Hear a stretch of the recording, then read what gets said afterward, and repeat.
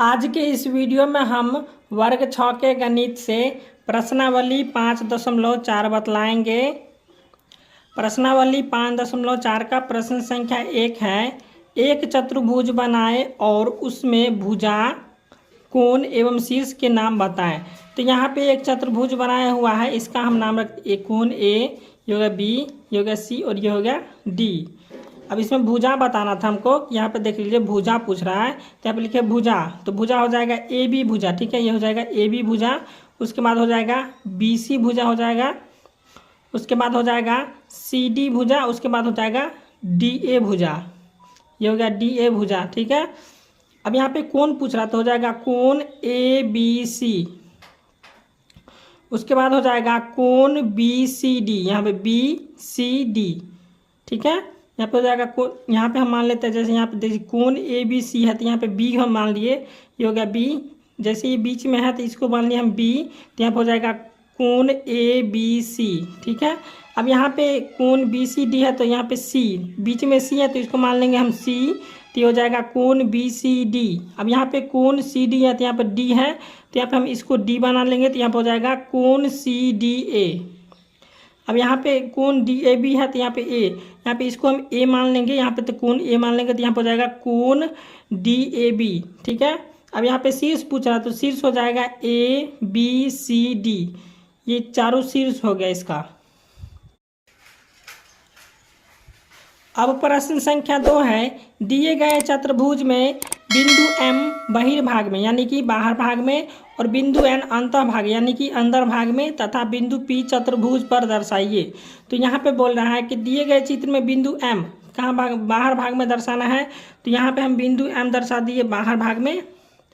अब यहाँ पे बिंदु N अंतः भाग में, तो अंतः मिस होता है अंदर भाग, तो यहाँ पे अंदर में दर्शा दिए बिंदु N को। अब यहाँ पे है अंतः भाग हो गया में तथा बिंदु P चतुर्भुज पर दर्शाए। तो यहाँ पे देख लीजिए ये चतुर्भुज है, इस चतुर्भुज पर हमको क्या करना है, बिंदु P दर्शाना है। तो यहाँ पे हम बिंदु P दर्शा दिए। ठीक है, चतुर्भुज पर हो गया ये बिंदु P, तो ये क्वेश्चन बन गया। अब यहाँ पे तीसरा प्रश्न है। दिए गए चतुर्भुज में आसान्य भुजाओं एवं सम्मुख भुजाओं का युग्म बताएं।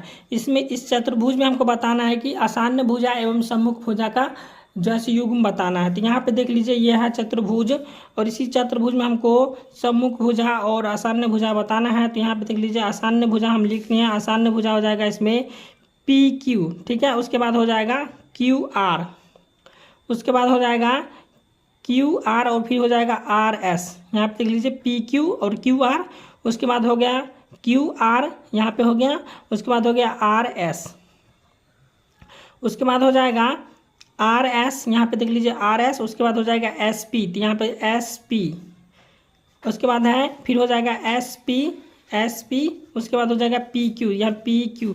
ये हो गया हमारा आसान्य भुजा। उसके बाद सम्मुख भुजा बताना है, तो सम्मुख भुजा हो जाएगा पी एस, यहाँ पे पी एस है तो ये हो गया सम्मुख भुजा, और क्यू आर यहाँ पे क्यू आर, तो ये हो गया सम्मुख भुजा। अब यहाँ पे पी क्यू, तो यह पी क्यू, उसके बाद है आर एस, यहाँ पर हो जाएगा आर एस, ये हो गया सम्मुख भुजा चतुर्भुज का।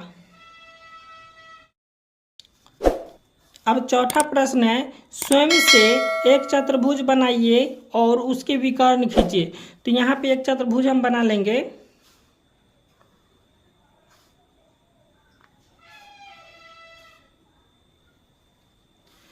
अब इसका नाम रख दे ए, ये हो गया बी, ये हो गया सी और ये हो गया डी।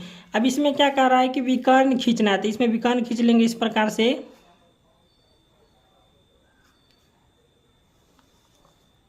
ये हो गया विकर्ण, तो ये भी प्रश्न बन गया।